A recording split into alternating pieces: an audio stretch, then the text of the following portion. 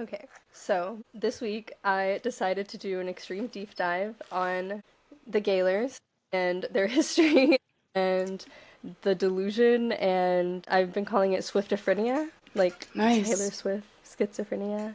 And then we had the excellent surprise of right in the middle of me researching this, she got Crazy. engaged. She got engaged. That's great. So, in the midst, like, as I'm researching this, basically the most historic thing of Gaylor history of all time occurs. Literally. So, all that to say, the first half of this doc, I got a lot of information from the Gaylor subreddit, but unfortunately, I did not stoop low enough to join the subreddit, and they're now completely private, as I'm sure you know.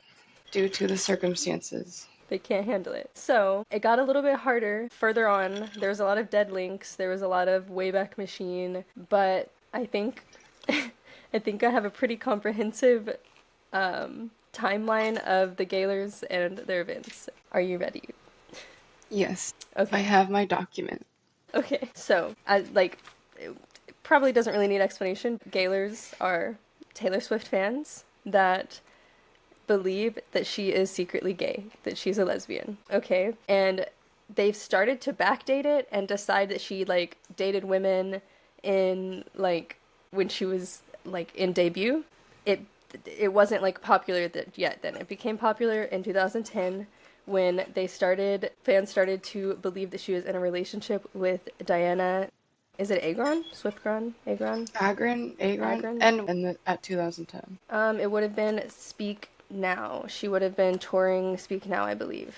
Okay. So you're picturing her. I know that this sounds really like it doesn't really matter or make any sense, and I agree, but I'm not going to have the Gaylor say that I'm not doing my research properly.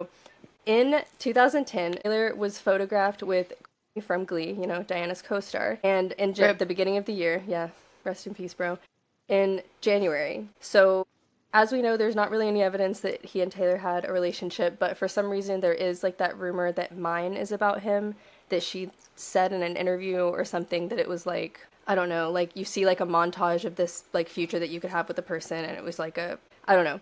Anyway, so this matters because apparently this proves that she could have already been dating Diana at this time. They could have already met because she was seen with her Okay. co-star. Okay. Yeah. So, yeah. February 2011, Taylor and Diana both attend the Vanity Fair Oscar party, and there's no evidence of them interacting, no photos. But again, this seems totally irrelevant to me, but it was on the timelines that I was researching, so I'm adding it. So, They could have ran into each other in the bathroom. exactly, that's basically what people are saying. So they could have met then, possibly. Also, I have to go off on a small rabbit hole, which I really tried to keep it to a minimum, but this kind of matters. So there's actually another gay side to a fandom involving Diana, which is a shell, which who do you think that might A involve? shell? Yeah. Someone who can't read? Yes, our literary queen, Leah Michelle, Diana and Leah Michelle. So Okay. as the herstory, if I may, goes, a shell was on in this time period. So again, I think it's all irrelevant because even if she would have met, they clearly wouldn't, like, I don't know. This side of the crazy people think that Diana was dating this other girl at the time, so it didn't even matter Okay. because... Anyway, so I'm not going to get super into that ship conspiracy because I don't want to. But what you need to know is that they were together that night, and while Taylor did interact with Gwyneth Paltrow, who worked on Glee, she was not photographed with Diana. So again, why does that matter? I'm not sure, but it does. The Gaylors also note that Taylor came with Selena Gomez, who's friends with Lily Collins, and Diana took a picture with Lily. My So, fucking God. as you can see, I mean, it's obvious that they're in love. I don't want to get into the ship, but basically they tweeted back and forth sometimes. If you look at picture 3, that's an example of Diana and Leah Michelle walking and being very affectionate, is what the Gaylors say. Wow, that's very affectionate. Yeah, very affectionate with each other. Bodies pressed up against each other. Yeah, I mean, the They're writing's clearly, on the wall. I agree, yeah. exactly. So, then in May 2011, we have the Met Gala, which I know that you know is the scene of the crime from many Gaylor conspiracy theories. The Oh Met God. Gala does not get away unscathed ever. So yeah, we'll be talking about every Met Gala basically. It all somehow relates. Okay, so we're there, and it's extremely iconic because All the fucking Gaylor girls are there. It's like the multiverse. Taylor, Leah Michelle, Diana, and Carly Kloss. They're all there. Is that these? What? Yes. Is this the Picture Met 4. Yes. But Leah and okay. Diana do not appear to interact here, but what is of note is that, as you can see, they matched because they both wore red. Okay. Nobody would just wear red. Do we know the theme of this gala? That's a good question. I don't remember. What year did I say it was? 2011? I think, yeah, 2011. May. Let's look. May. Met Gala theme. It was Alexander McQueen, Savage Beauty. So it was honoring Alexander McQueen. Okay. The Met Gala has changed so much. Oh, all the chunks settled to the bottom and I just sucked them all up. That's disgusting. If I don't get the bottom part, it actually tastes pretty good now. Okay. That's good. Well, so presumably they're all in Alexander McQueen. And they're matching in red, which is crazy because because I searched May 2011 Met Gala theme, just some random pictures came up and I already see 3 other people that were wearing red. But that doesn't matter. Diana and Leah Michelle were matching, okay? They came, and that means and they're in matched. love. Yes, they did it on purpose. Okay. And Taylor and Carly are sort of coordinating too. Exactly. The seeds are being planted. She's a mastermind. We know this.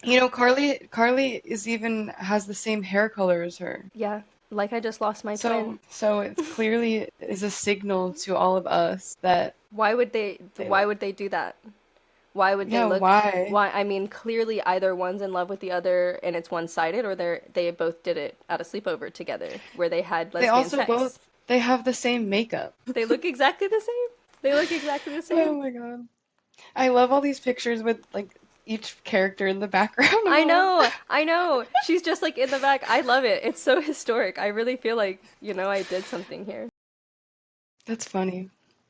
So, there's so many more affectionate Shell moments throughout 2011 during the Glee live tour, but since we're mostly focusing on Taylor, I'm not going to talk about them that much, but an honorable, and also because I didn't watch Glee, so it doesn't really make a lot of sense to me, but anyway, Leah doesn't sing her line on time in a song because she has locked eyes with Diana, which you can see. You can see that they're locked eyes, and that causes Leah Michelle to come in late with her line. Okay. She wasn't just having an off day, or maybe her in-ears. We can play the clip.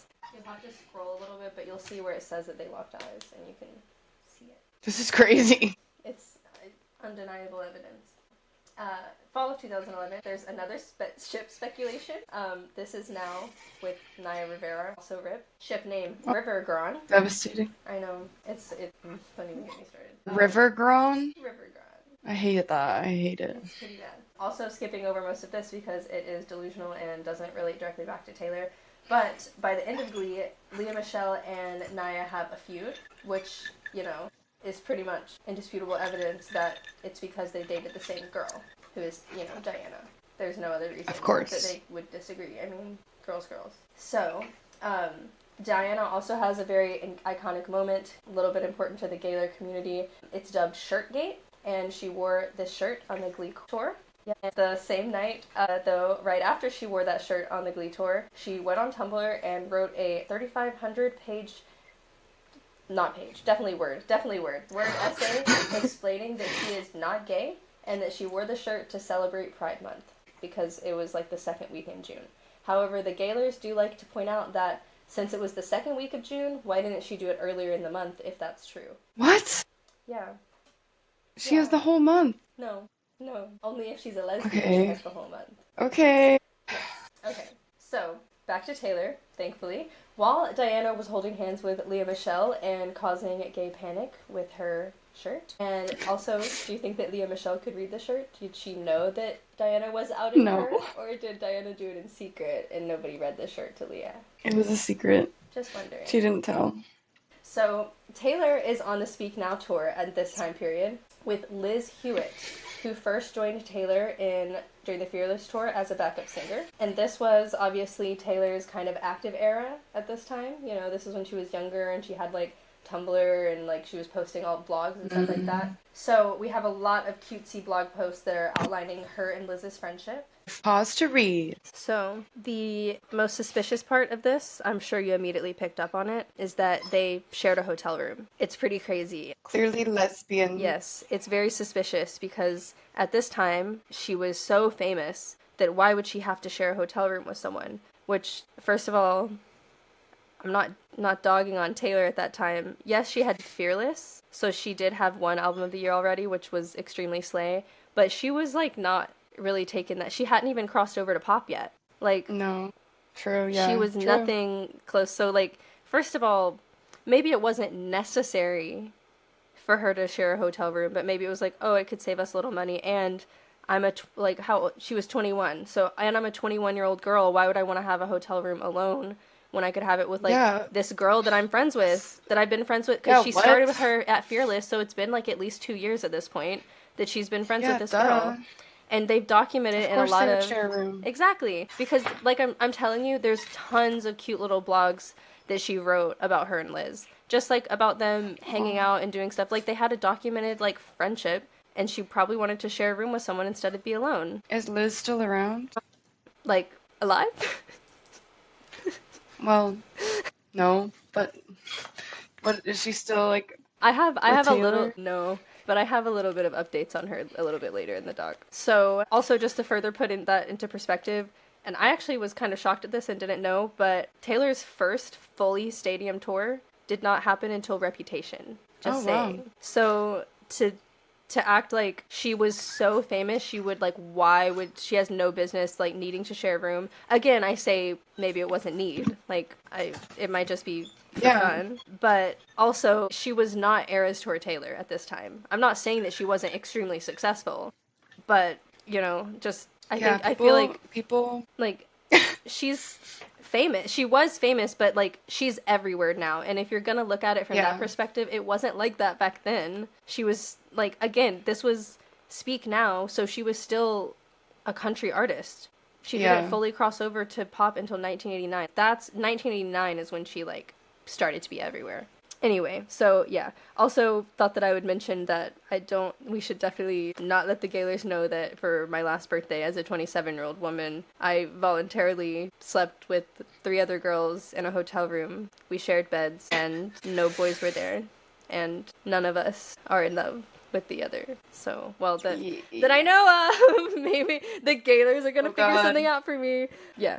There's also some tweets that insinuate on that they might have shared a bed, and then there's an Instagram that insinuates that Taylor planned an entire group trip to cheer her up. Okay. So, I mean, I see Taylor having a good friend, and her friend went through something, and so she planned a fun girls' weekend to cheer her up. Because she has the means. And because she's a good friend. Yeah. But it could also mean that it's because they were in love. And they were girlfriends. Exactly.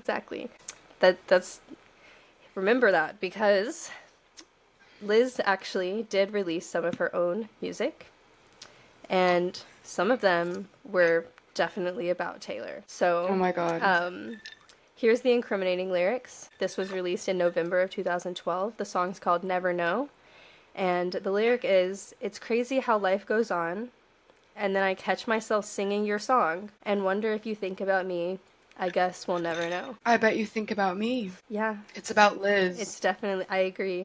I completely agree. Something I did want to point out about this example specifically is that it could definitely be about Taylor. There's no insinuation whatsoever that this is romantic. And yeah, that's, you know, I could definitely reflect on friends that I used to be close with that I'm not friends anymore and think, it's crazy how life goes on, and I think back and I wonder, like, man, I wonder if they ever think about me. I miss being their friend, but we're not anymore. So then in 2018, a full, 7 years after they would have been touring together on Speak Now, is released You Don't Love Me Anymore, but it's characterized as Don't capital LV capital U anymore. It was Don't Love You Anymore. Yep. So I don't steal your chapstick anymore, don't wake up to your kiss anymore, and I don't have a washer and dryer full of guitar picks anymore.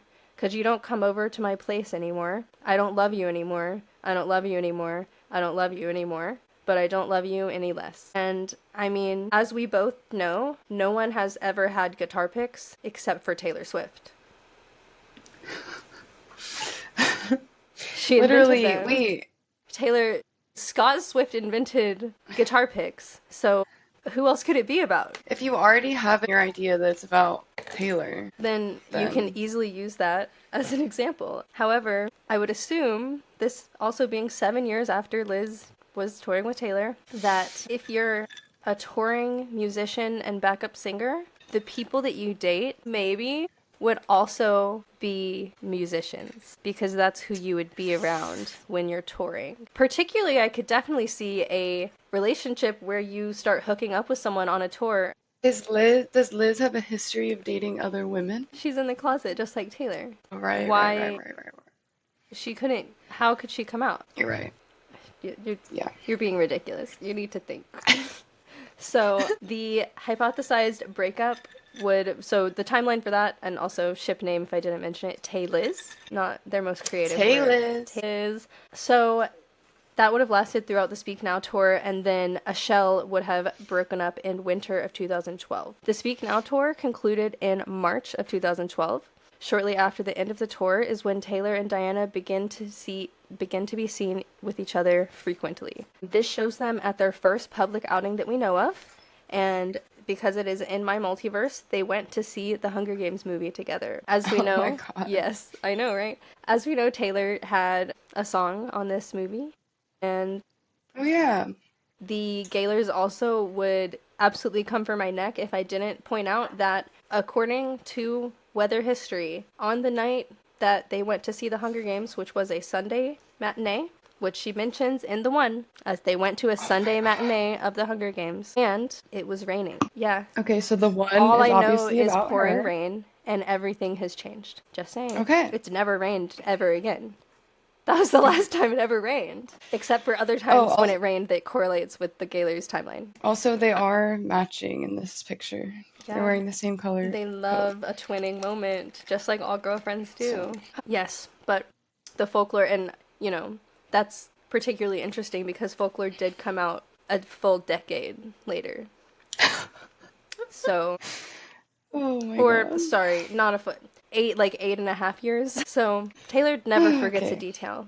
I'm sure she thinks about this day all the time. I'm positive. The day she saw Hunger Games. Exactly, with her girlfriend, her BFF, GF, Diana. At that same year, Diana tags Taylor, along with others, in a tweet that expresses her gratitude for them being in her life. She also mentions things being exciting and new, which, if you remember, the Swiftgron anthem is Wonderland. Things are new and exciting in Wonderland. Why is Wonderland the theme song? We'll get into it, don't worry. So, a few days after she tags Taylor in this tweet, along with, again, other people, saying that she is grateful for them being in her life, Diana has lunch with Taylor and her mom, and the Gaylors say that this was Diana's chance to meet the parents. It was a really important day for them. Okay. Yeah. I've never had lunch with my friend and her family member before. I would never do that. I've never met my friend's parents before. No, I would immediately, if they asked me, I'd be like, whoa.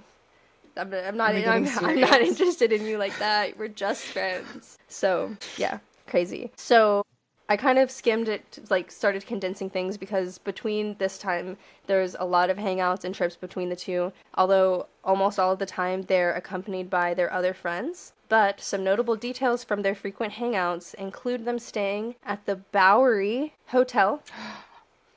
The Bowery Hotel. Okay, wow. Some foreshadowing. And Taylor wins Entertainer of the Year this year, and Taylor and all of her friends, Taylor and Co, if you will, make a silly face when a joke is made by the presenter that she is dating Tim Tebow. She would obviously make a disgusted face at that, considering that she is a lesbian, and that would disgust her. Not because... Not the fact that she's not actually dating. And the fact that even in 2012, serial dater jokes about Taylor Swift were stale and old. That too. But it was most likely because she was a lesbian. that she would have made that face. Because if she was closeted, she also wouldn't do her best to control her facial expressions to keep it a secret if she didn't want people to know that she was gay. So, anyway, in the spring of this time period, Diana is interviewed and she mentions that she would love to sing the song Ours on Glee. Tay and Diana's friend groups are pretty intermeshed at this point, and they're all seen hanging out together very often. Mm-hmm. Just so you know, this is a pretty important era of history that is referred to as Swiftgron Spring. Okay. Just wanted you to know. So, April of 2012, Taylor and co. have a dress-up party for one of the actresses that Taylor worked with on Valentine's Day. These also are carved into the fucking walls of the Swiftgron clay cave. These are hieroglyphics on the wall. Okay? So, take a good look at that. Very cute pics. They look very slay and like they're having a very fun time. I would have loved to go to that party. What is so special about these pictures? Well, they're together, as you can see. Okay. And you'll see that Taylor copied this picture for a background visual in the 1989 tour. Let me know if you see the obvious similarities between those two photos. Yeah, she's clearly referencing this Swiftgron Spring. It's insane. The flowers.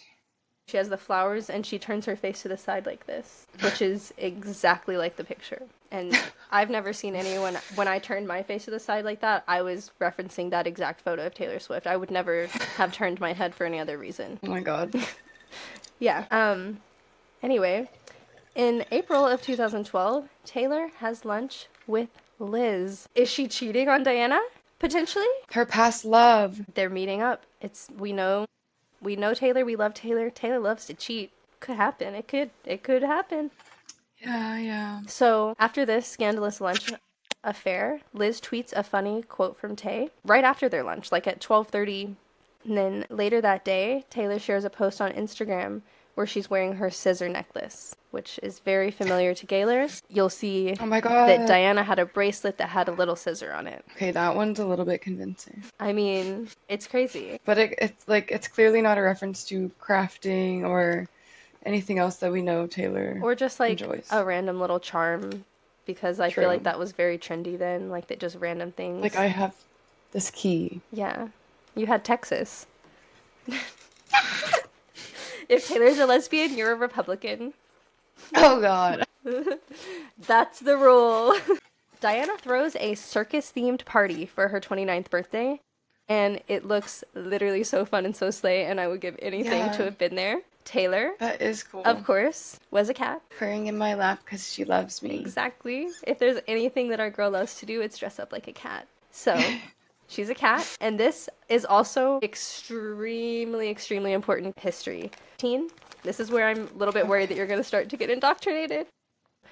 Basically, Diana's like, write on my door, write me a note, like it's a fun house party. Taylor writes a note, which reads, I'm a little kitten, and I need to nurse because I'm a runt and I'm likely to fall victim to predators. Now, the Gaylors insist, holy ground, left a note on the door with a joke we'd made. Lesbian. Okay, that one is all, like, that. You're like... But also, I think what does that even mean? No, I think I told you Taylor has a really weird sense of humor. Like, I don't think it's really that weird. Like, she was dressed as a sexy cat, and so for her note, she wrote, I'm just a poor little kitten that needs to nurse or I'll fall victim to predators. Like, I think it's funny. Yeah. It could, it could be flirty. It could be. Like, I'm not gonna, like, lie and say that it's not a little bit, like, scandalous, but... I don't think that the note itself is, like, flirty, but... The note on the door with the joke we made is crazy. Yeah, but I mean, it's like... It's a note on a door! I know, but Taylor's never written a little note on a sticky note and put it on the door, like, ever in her life. Is it a note, in the song, is it a note that someone left for her, or is it she wrote the note? I think it's left a note on the door with the joke we'd made, and that was the first day. And, But was it her leaving the note? I don't think we know. I think it left singing the whole song in my head. Look up the lyrics. I'm not convinced, though. No. You're not yet. We do have the Lover Diaries, which have an entry where Taylor says she wrote Holy Ground, and the date that she wrote Holy Ground was before this party happened. However, The Lover Diaries were released later, and so Taylor just probably definitely lied and faked the diary entry, so that we wouldn't know that she was a lesbian. Oh my fucking god, okay. Mm-hmm. Well, that's all that really matters then. Exactly. This is where we're gonna get very, very spicy. Oh god. This is the day after the party. As you can see, Taylor is just beat up and clearly had crazy lesbian cat scissoring sex last night. Bruh. In my opinion, Her back is bruised. Yeah, but those don't look like sexual injuries like, to me. It looks like it's just from her outfit being tight or something. Or like you're at a party and you're drunk, so you're like jumping around, like a little bit clumsy, maybe dancing, maybe playing games. Nothing crazy. Or like lesbian sex. Even though I'm not really even sure, whatever. We don't have to talk about it. It's I mean, and she didn't even cover them up with makeup. And if she was closeted, she would obviously cover them up. So, May of 2012 has Tay tweeting about writing a song with Ed Sheeran, which would, based on the timeline, presumably be Everything Has Changed. This obviously makes sense because Everything Has Changed mentions green eyes, and Diana does have green eyes. Yep. So, Tay and Diana are seen together on and off here, with Diana popping up in London with Naya. This is apparently what Taylor's referencing with "You're in London and come back, be here," because no one else has ever lived in London before. Diana, in this same time frame, is also seen dating Henry Joost, who is, if you couldn't tell, a man. He's a man. Who is that, though? I believe like a CEO. She dates a lot of like businessy people. Interesting. Don't worry though, this was obviously not real. The Gaylors say that she dated him because the GLAAD Awards were coming up, and since Diana was going to be there and attached to them, they needed to photograph her with a man, so there would not be a spike in speculation about her sexuality. Why is a picture of Ezra Fitz there? I guess he was there too. And there was a lot of speculation about his sexuality, of course, because he hadn't dated anyone directly before. Like Diana, his publicist wasn't as smart as hers. So from here, there is speculation that they were on trips together or that they were at the same parties, but I couldn't find any photos showing them together, so I'm going to skip it. Doesn't really count to me if there wasn't pictures.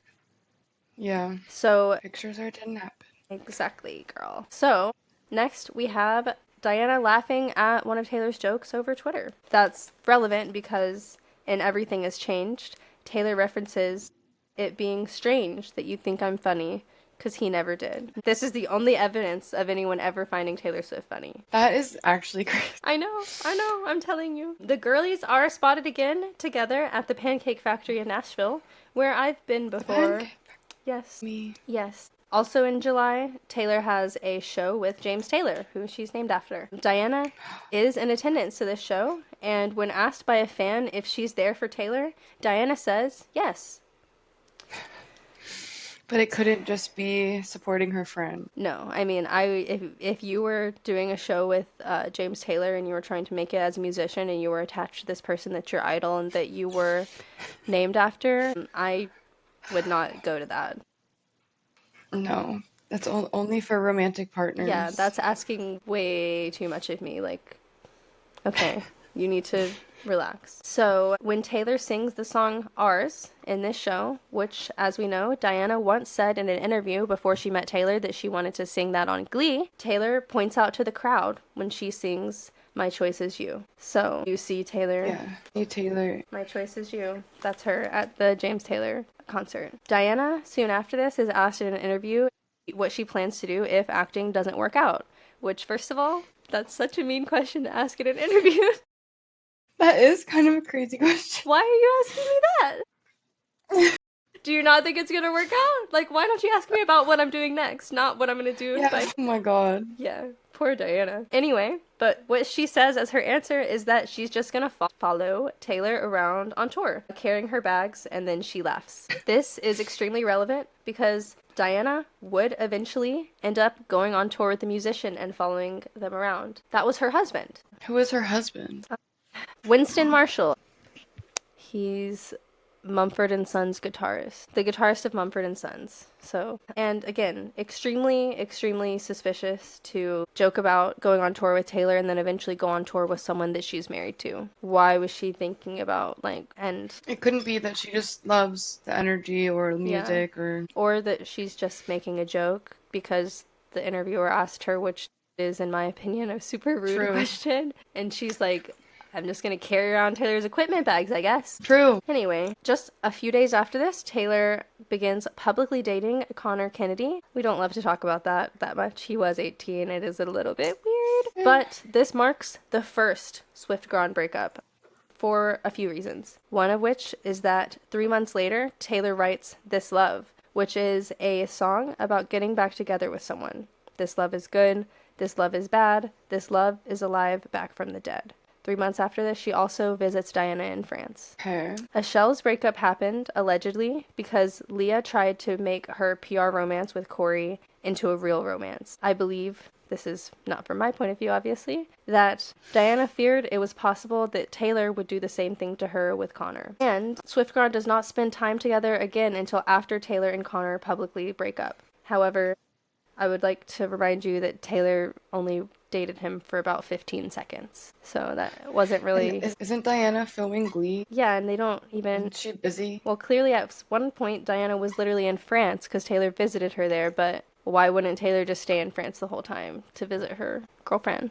Ridiculous. Ridiculous. I also think that a very interesting piece of this puzzle is that the Gaylors think that because Connor's cousin, Joe Kennedy III, was running for office that fall, that this relationship was arranged to get Tay's young fans interested in the Kennedys, and that Taylor also needed a green-eyed boy so that she could claim her songs were about him to cover up her relationship with Diana. I would like to point out that they dated in July, so I'm not sure. Is this her first green-eyed boyfriend? I guess.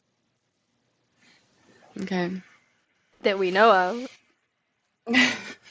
I'm not sure that, first of all, at that time, Taylor...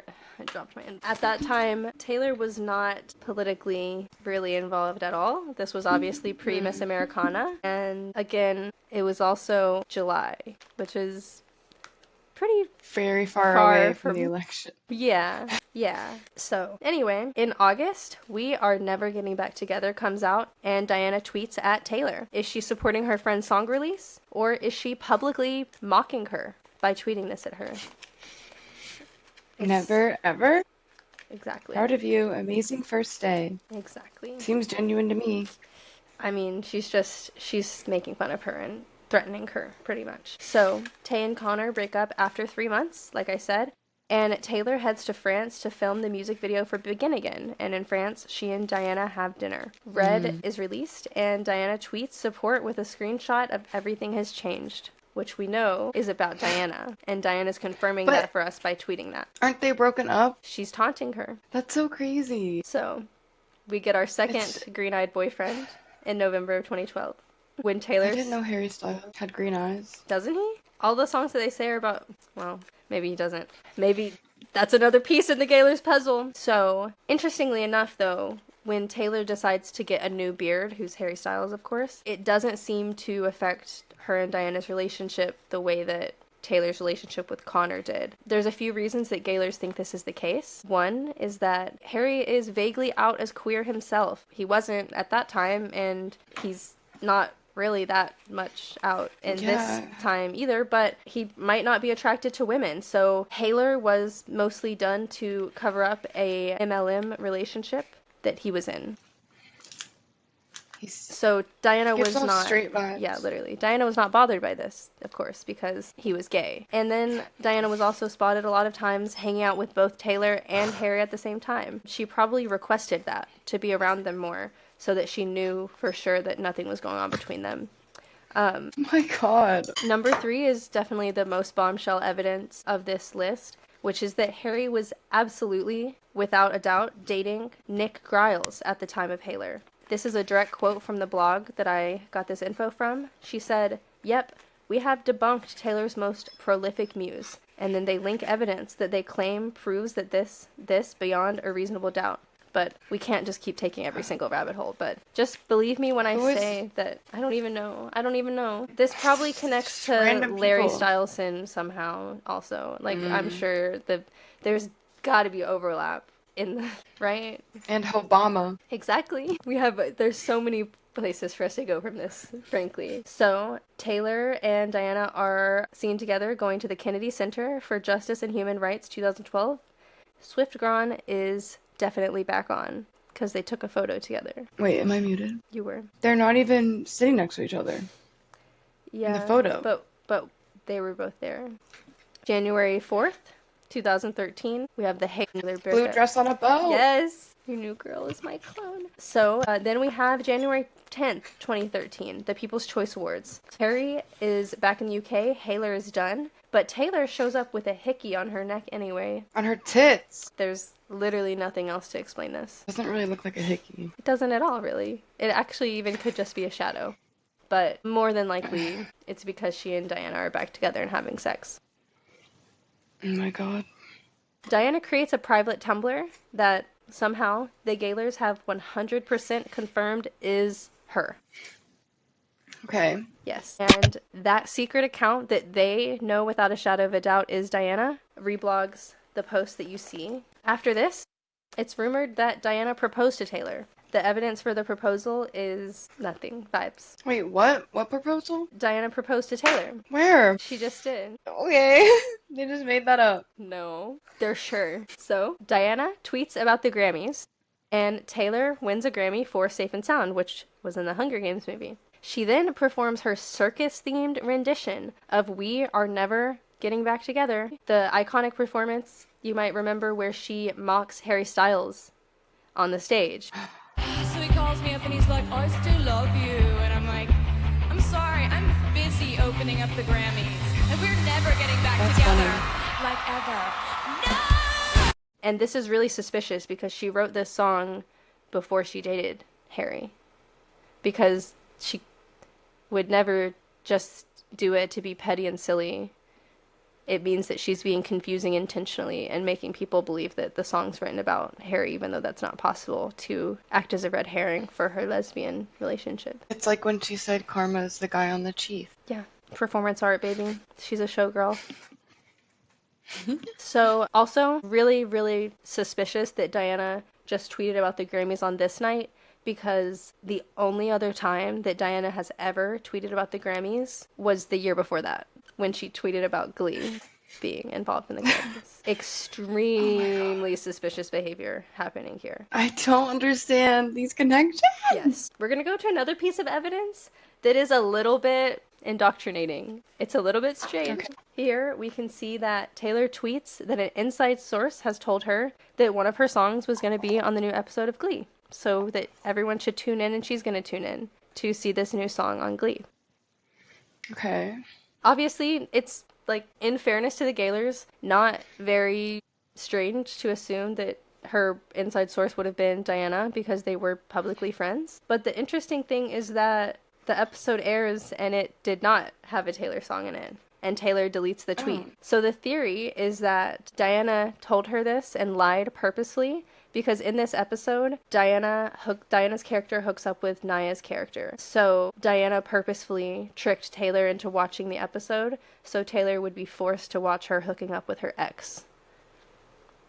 Or it could possibly be that Leah was behind it, because she had beef with Taylor at the time. So perhaps Leah met up with Diana, heard about Swiftgron being back together, and then decided to prank Taylor by doing this. That is weird. I wonder who did that. It's also interesting because I'm pretty sure that at this time, Taylor had a feud with Brian Murphy for no reason, because he's just a rogue. Who's Brian Murphy? He wrote Glee and American Horror Story. So he also could have just lied to, like, fuck with her. I don't know. It is interesting because it is interesting. It's strange. But also, she presumably watches Glee, though. Maybe. I mean, I also think that if you were dating an actor and you tuned in to a show and they were doing a scene with another actor, and yes, maybe that actor happened to be their ex, but you wouldn't be like you would be like, oh, yeah, that's work. They're at work. Yeah.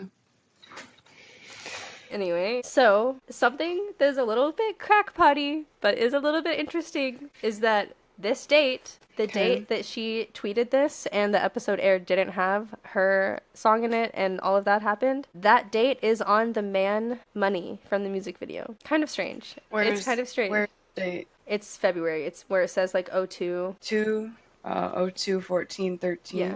Which is admittedly kind of strange. Probably just a random coincidence because again, do we really think that Taylor is like that's definitely a thinking about this day? Like she was so like immensely humiliated that she had to. That is weird. But it is a can't.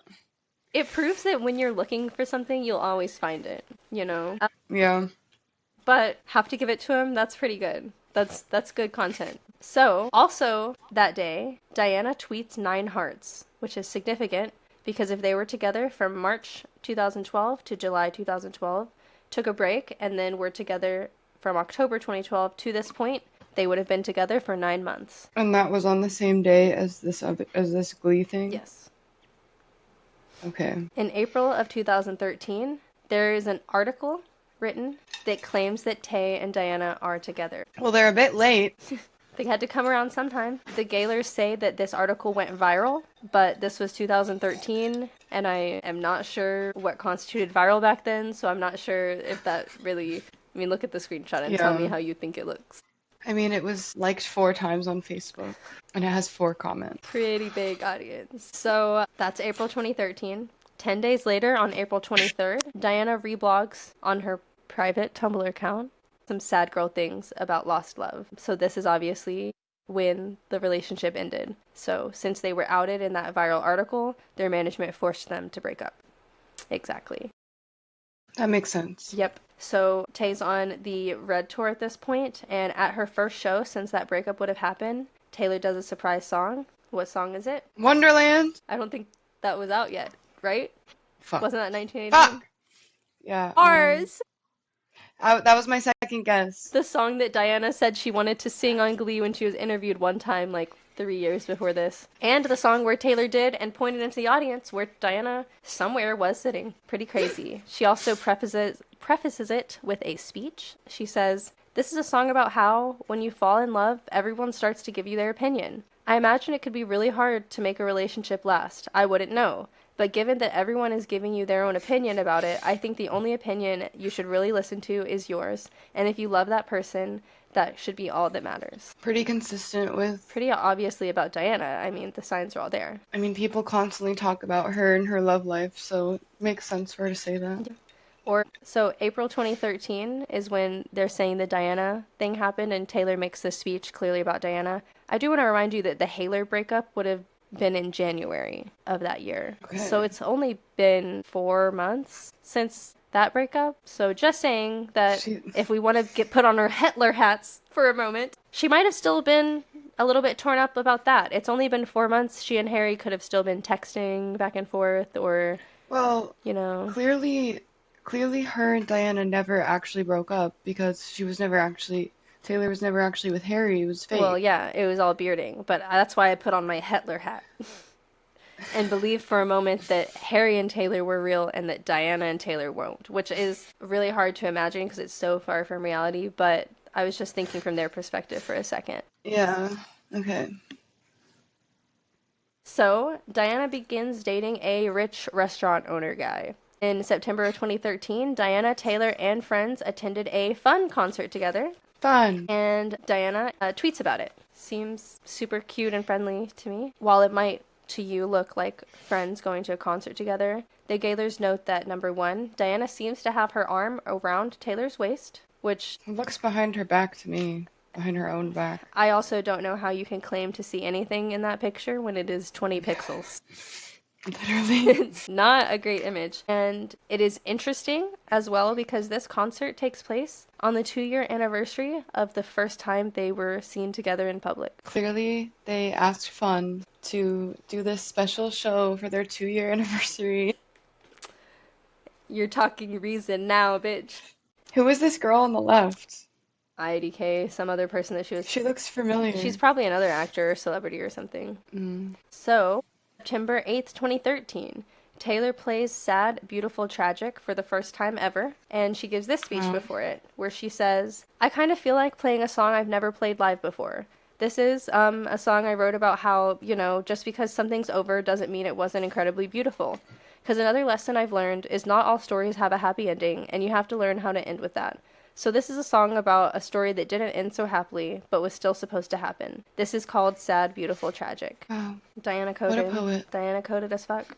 October 2013, Taylor writes Wish You Would, which is a song inspired by an ex who had recently bought a house near her driving past her house. Everyone assumes this is about Harry, but Harry didn't buy a house in LA until March 2014. And this is October 2013.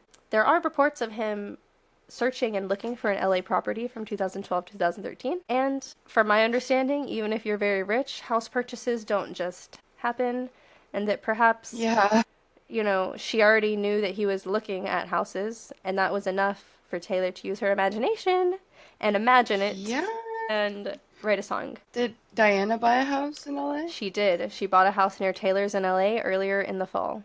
Well, in the first pic, you see Diana. They call it in drag. I don't really know that I would consider that to be drag. Drag? They call it drag.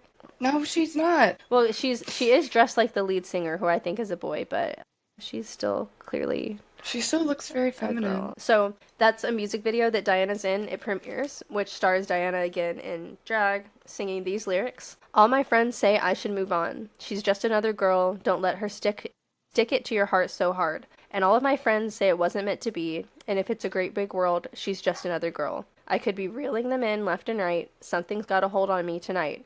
Well, maybe all of my friends should confront the fact that I don't want another girl. Diana obviously chose this project because that's not Diana's song. She didn't write that. She is just an actor in the music video. Then it literally... But she obviously would not have picked it if it didn't resonate with her deeply because of what she was going through with Taylor. It couldn't be that she just needed a job. Yeah, no. Why would she work? Because she's not an actress or something or anything like that. Yeah, she's just gonna follow Taylor around and carry her bags. So, November 13th, 2013, Victoria's Secret fashion show where Taylor performs and Karlie Kloss walks the runway. Diana is there and watches. And Diana also posts the now deleted picture of her at Emma Stone's birthday party.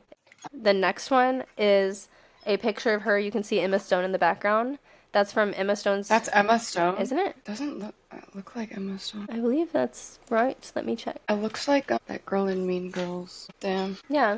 I think it's just because the picture is so bad. Anyway, the relevance of this is that it was 11 months after the birthday party. So why would she randomly post it? It obviously wasn't like a happy birthday like throwback pic. And since she looks happy, I mean, she looks gorgeous in that photo. That's because Taylor must have been behind the camera taking the photo of her. So she definitely posted it as a way of, subtweeting Taylor. Exactly. Obviously. Exactly. It's on the wall. Winter 2014, Taylor writes Clean. Karlie and Taylor have met by now, and they're quickly getting very close. Karlie appears to be spending quality time with Taylor through December 2013 and beyond, and there's reports that Karlie may have been at Andrea's birthday party in early January of that year. Okay. From 2014, So, on a podcast episode in 2020, one of the people that worked on Glee tells a story about Taylor popping in and visiting the Glee set just to see who was there. We can't be sure of the exact date, but basically because of the episode they're reviewing in that podcast episode, we know it was January or February of 2014. Okay. And Corey would have passed away by now, so it couldn't be him. So it was obviously just had to be Diana that she was going to see. Also in February of 2014, Diana appears in UK in Style. In drag again. Well, and I'm not sure if you noticed, but James Dean, hair slicked back. Diana never goes out of style. So, because the magazine. Yeah. Oh my fucking god. Yeah. You're catching on. You're getting into the Gaylor mindset. I can't. Bruh. So, February 8th, 2013, Taylor writes Clean while she's in London. This is a song that is about being done with a relationship that's officially been over for 10 months at this point, based on the timeline that the Gaylors completely made up. They would have been broken up for 10 months. Or Haylor. Yeah. Harry. Yeah, or literally she could be writing about anything. She doesn't always write. Yes, she writes about her own experiences, but she doesn't always write about them that exact time that it's happening. It could take her years to get clean. Yeah, exactly. But, you know, she's definitely not clean yet, because February 19th, 2014, Taylor writes Style, which is a song about a relationship that never goes out of style, and about hooking up with an ex when you've both tried to move on, been out with other people even, but are still drawn back to one another, just like her and Diana. It's not that they've just been friends. It's oh my fucking god. Yes. Early March of that year, Taylor and Carly go to Big Sur, and this must be the official start to their relationship. So Swiftgron essentially dead in the water. Officially over. Yep. August 26, 2014, Diana tweets and then quickly deletes. The tweet withdraws clearly. ... We had fun. This is obviously referencing... Did anything else? No. She's just referencing the song Clean, obviously. In which the relationship obviously is likened to being on drugs or an addiction. So, yeah. I didn't even understand that one. Well, it's also interesting that Diana tweets that and is referencing Clean, because Taylor must have sent the song to her privately, because that song didn't come out for 2 more months in October of 2014. So interesting. It is interesting because Taylor has stated in the past that, well, I'm not sure if in Torture Poets era, she might have stopped doing that, but she claimed that she ran 1989 by the muses that were in there, and that she does that. So, interesting. Considering that Diana and Taylor were both in LA August of 2014, she could have been running it by Diana, and now Diana's subtweeting it. I didn't know that she said that she ran it by her muses. Yeah, I should find the clip. I bet she doesn't anymore. I wouldn't. Okay, so we're in late stage Swiftgron now, but we are at the 2014 AMAs, henceforth known as Gaylor Gron Explosion Extravaganza. Taylor, Carly, and Diana all at this event. Taylor and Carly are clearly on a date, and Diana is there to present Sam Smith's performance of I'm Not the Only One. Diana seems very out of her element and gloomy when interviewed on the red carpet, and Taylor is flexing Carly hard. She's dancing with her throughout the night, and even sits on her lap for a moment during an interview. I haven't seen that. Yeah, we'll get more into depth into all of these events in the Gaylor doc. Oh, right. Yeah, that's Gaylor. Yeah, this is just late stage Swiftgron wrapping that up. December 28th, 2014, the writer for the TV show The Originals, Rena McKenzie, tweeted that 1989 is about Diana. She is an extremely reliable source because she's in the industry, obviously. It's more interesting and notable even that the tweet is from, like I said, the tweet's from the writer of The Originals, and an actor named Michael Trevino was on the show The Originals, and he dated Jenna Ushkowitz from 2011-2014. Not only that, but Michael was at Diana's 26th birthday when Taylor was there as well.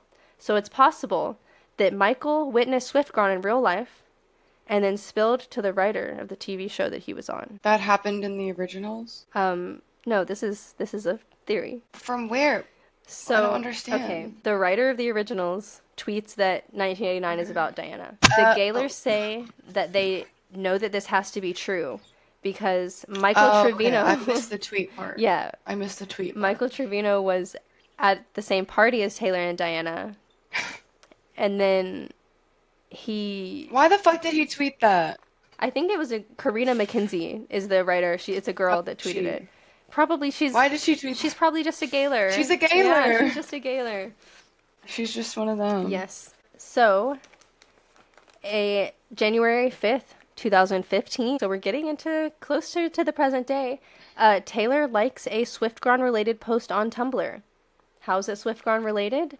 Because it's a gift set of Diana in that interview where she said that she would go on the road with Taylor and carry her bags. Hey. It couldn't just be that she was on Tumblr and saw a funny interview that her friend did that mentioned her, and so she gave it a little like. It's confirming! She's dropping hints, like bombs. Easter eggs. Exactly. February 13th, 2015 is when the Gaylor bombshell best friends road trip Vogue spread comes out.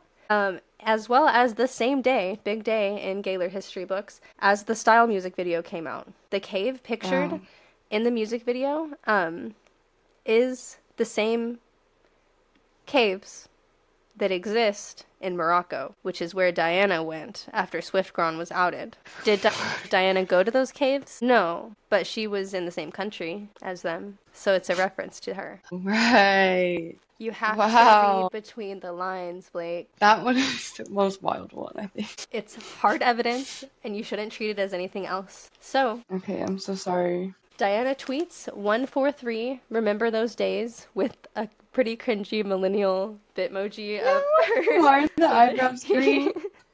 And obviously 143 is a code that means I love you, that originated from Mr. Rogers. Both Diana and Taylor have publicly shown that they're fans of Mr. Rogers. And Taylor has even made certain songs 3 minutes and 41 seconds in reference to this number. And she's worn a Mr. Rogers pin on a jacket once. Okay. So Diana definitely tweeted this because she was hurt about the Gaylor Vogue spread. Okay. Got it. You're connecting the dots, right? Yep. Yeah. She's devastated. So, February 17th, 2015, Taylor releases Wonderland. We gotta dig into this. It is the most airtight evidence for Swiftgron that is available in this case. So, Diana's favorite book is Alice in Wonderland. She's brought it up in interviews multiple times. She's tweeted about it. She auctioned off a signed copy of it for charity. Her private Tumblr that we don't know is hers. Tumblr and private Instagram account that we don't know is hers. The username for it is Who Sir, Me Sir, which is a reference to Alice in Wonderland. Her private Tumblr that we don't know is her is filled with reblogs about Alice, and her public Tumblr was the URL was Fell Down the Rabbit Hole. So we all know it, we all love it, but we have flashing lights, and we took a wrong turn and we fell down the rabbit hole. Literally Diana's Tumblr URL. Didn't you flash your green eyes at me? Diana has green eyes. Haven't you heard what becomes of Curious Minds, which is queer-coded? Curious Minds, gay. True. Yep. Too in love to think straight. My fucking god, I literally can't. It's too much. Too in love to think straight. But then... No! Bro! This is crazy! This needs to go in the double meaning note. Write it down. Curious minds equal gay. Too in love to think straight. Equals gay. We have, but there were strangers watching, and whispers turn to talking, and talking turns to screams, which is a reference to them being outed in the viral article. Okay. You search the world for somebody else. Diana very publicly went traveling around the world right after April 2013 when they broke up. And, Diana literally, it was her Tumblr URL that Taylor put in the song. I'm not just like a common phrase. I'm shocked she released this song at all. I mean, it's Swiftgron anthem. It's pretty. I'm telling you. I mean, this is the most like blatant one. Yeah. Of all of her songs. Yeah. If you're not seeing it, you're just intentionally overlooking the signs. Blind. Yeah, exactly. So back to the timeline. March 8th, 2015. Taylor posts on Instagram some flamingos for her dad's birthday. She captions it, "Happy birthday, Dad. Thanks for all the unconditional love, sarcastic comments, and interesting Christmas presents." May 1st, 2015. 5 months later. April, 2 months later. Diana I was thinking Christmas, because she said Christmas. Oh, yeah. Diana posted a flamingo for her birthday. The post is now deleted. The caption is, "This is 29. Spoiled rotten. Funny enough, at work, they were painting the hallways and white and the roses, hallways doors, red. And then I actually went to Wonderland at Alice Under London and came home to a surprise flamingo. Here we go. Another year around the sun, feeling lucky and loved and loved and lucky." Okay. It was obviously referencing Taylor's birthday post for her father. It's like the same flamingo too. Yeah. Taylor probably gave her the flamingo. Exactly. This is all a cover. Exactly. About 7, 8 months later, in January of 2016, Diana's engagement is announced to Winston, who we've learned is the lead singer, the guitarist for Mumford & Sons.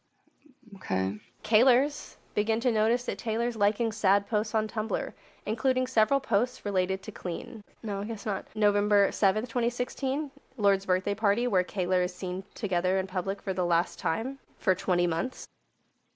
Wow.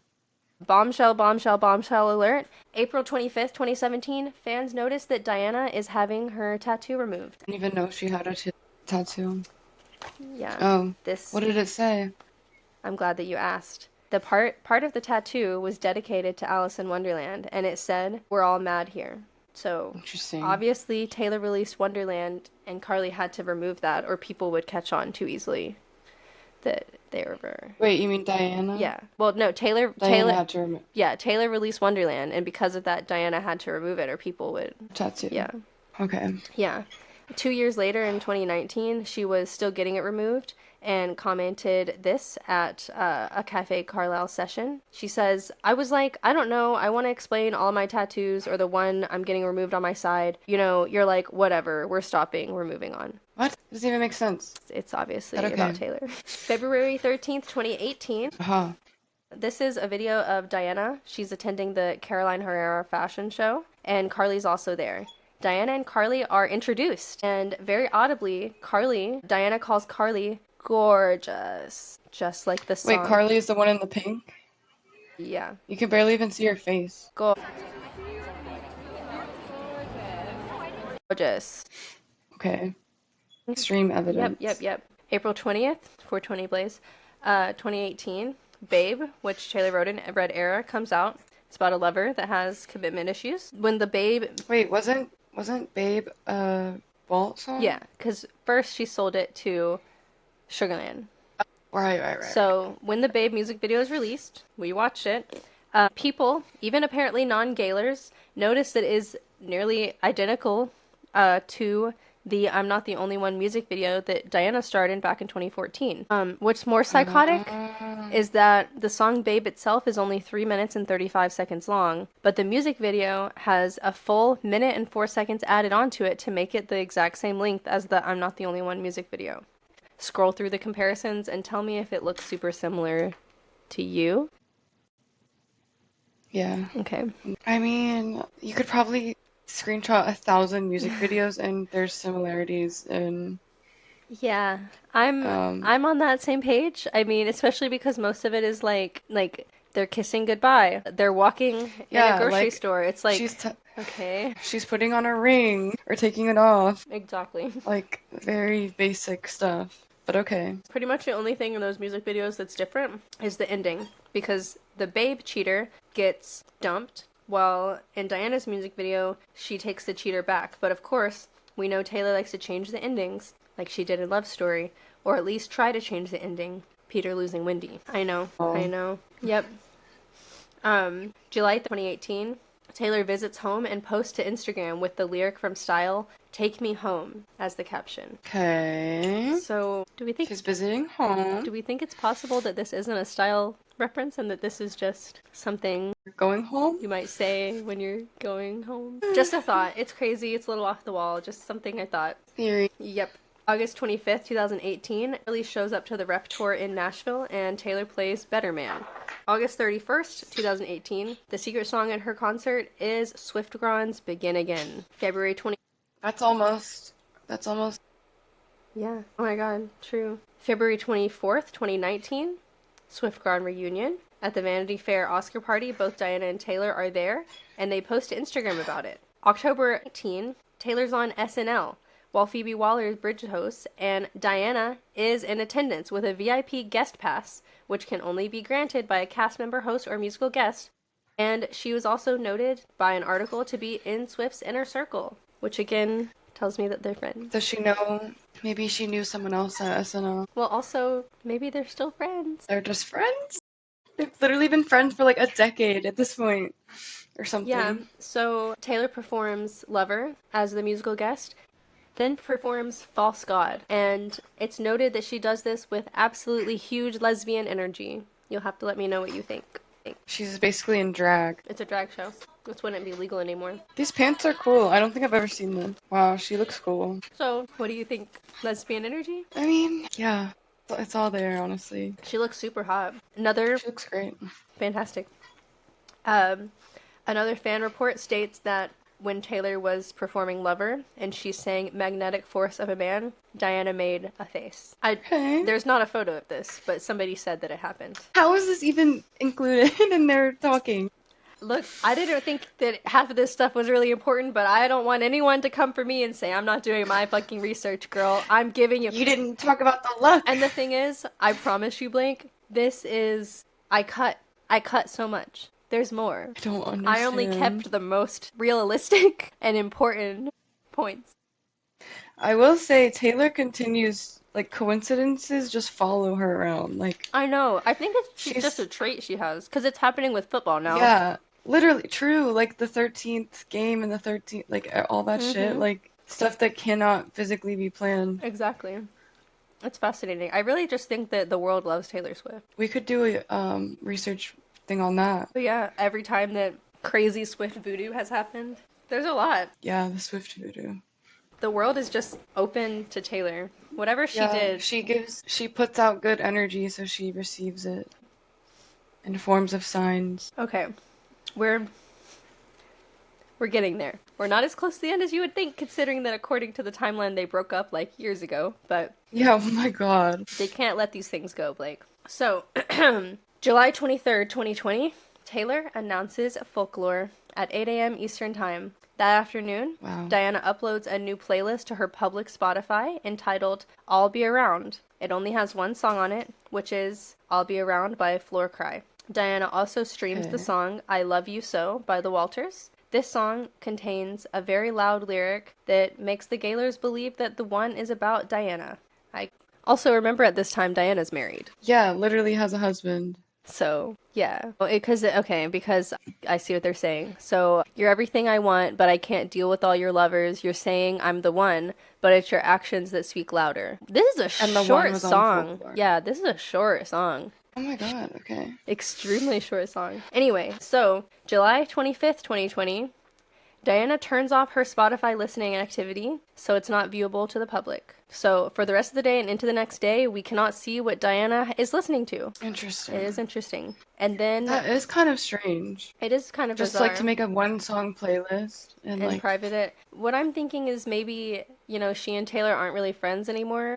And so when Taylor's new album comes out, she turns off her listening. Like, people can't view it, so people won't know if she's listening it or not. So that they don't start, like, weird, strange rumors about her.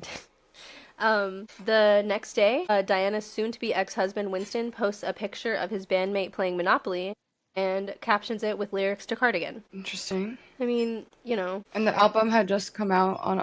Didn't Folklore come out when she announced it, like, at the same time? So the song was definitely out. Okay. Well, yeah, it was definitely out when he was doing it. Okay. Well, then okay. Folklore came out July 24th, so this is July 25th, the day after Folklore comes out. And Cardigan's obviously the biggest... I mean, not the big, but Yeah. July 30th, 2020, this person's main blog, which is called Swiftgron-Get-Married, gets an anonymous message reminding the readers how Diana used to listen to Pale Blue Eyes by the Velvet Underground around the time Swiftgron was going through a rough patch in 2013. So they've been following her Spotify for a long time. Yes. So a random person sends this random Swiftgron blog, this thing talking about how Diana used to listen to that.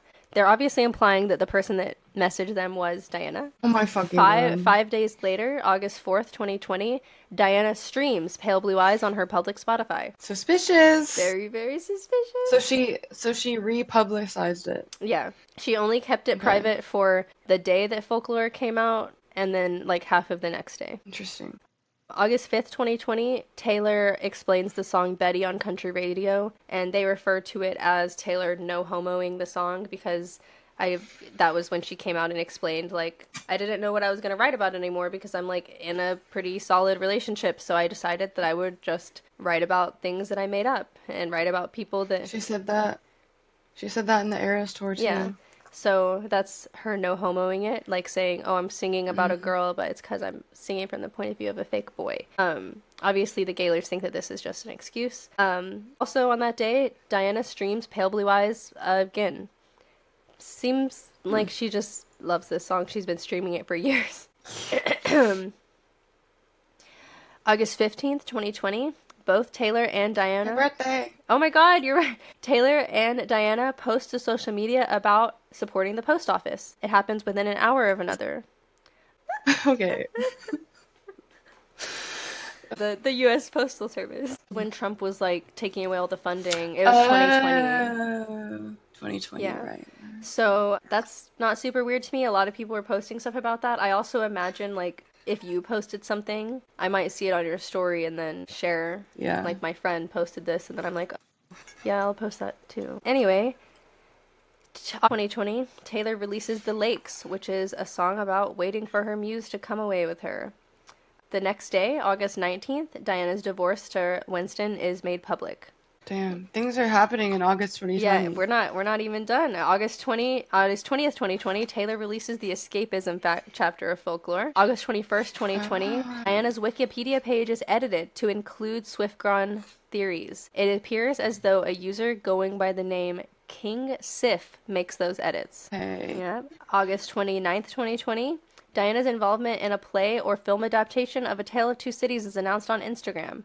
The quote referenced is, "It was the best of times, it was the worst of times." This sends Swiftgron further into the mainstream by saying that Taylor was a rumored ex of Diana's. The connection is not really there to me. Yeah, where? By Gaylor into the mainstream, they mean that the video had 180,000 views. Very viral again. Yeah, so... Wow. Not that, I mean, I would love if this video got 180,000 views, but True. I would not call that, especially when we're comparing to Taylor Swift. Like, Taylor Swift could post a picture of a blank wall and get 10 million likes. Literally. So, Literally. just saying. August 30th, 2020, Diana's old boss, Ryan Murphy, follows Taylor and makes her the 13th person that he followed on Instagram. Interesting. Yep. September 8th, 2020, Diana posts a cute picture to Instagram, and her friend, who is also her rumored ex-girlfriend, because girls can't have platonic friendships, Molly Howard comments that Diana looks cute. Diana comments back and says that she's leaning into the cottagecore vibe, which obviously is referencing folklore. Of course. Yep. September 22nd, 2020, Taylor posts voting resources from Vote.org, and Diana starts following Vote.org on Instagram that same day. Again, Wow. cool. So she sees that Taylor posted, and she's like, oh shit. And then she does it. But, Follow. yeah. In October 2020, pictures and videos from Diana's Colorado ranch are posted to Instagram throughout the month, which featuring her being very cottagecore, riding horses and practicing a lasso. Cowboy like me. She's cosplaying folklore. Yes. October 26, 2020, also known as Cardigan Gate, Diana positively snaps when she streams Cardigan publicly on Spotify one day before 1989's 6th anniversary. What is positively snapped? Because it's so unhinged that she did this. That she streamed Cardigan? Yeah. One day before the 1989 is all about Diana, and Cardigan is gay. Right. So she's obviously having a breakdown. exactly, she's snapping. November 13th, 2020, Diana follows Harry Styles on Instagram, which gives everyone 1989 tingles. Ew. Yes. November 24th, 2020, Diana posts to Instagram with the geotag Big Sur. She then deletes it and reposts it again without the geotag to Big Sur.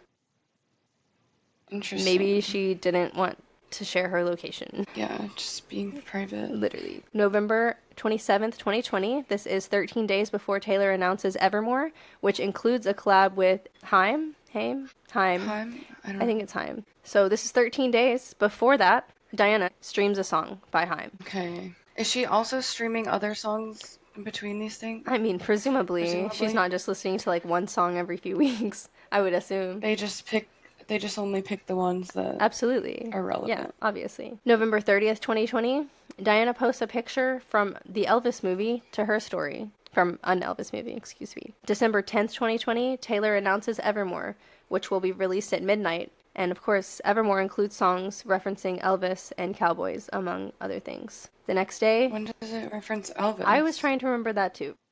Diana streams the song that same day, Music Sounds Better With You. And that brings us to the end of Swiftgron. If things have happened in the past 5 years between them, must have been locked behind the Gaylor subreddit, because this is what I've got for now. Damn, that is fascinating. That is the... It really does prove that if you're looking for something, you're gonna find it. You can always make connections if you want to make connections. Like, it's pretty crazy. It's so weird because both of them were having other relationships and other... But it's all beards. Like, you could choose anyone that she's ever interacted with and find stuff. And they do. And they do. And this is just Swiftgron. Yeah, this is just one fucking person. And this... Yeah, I'm scared.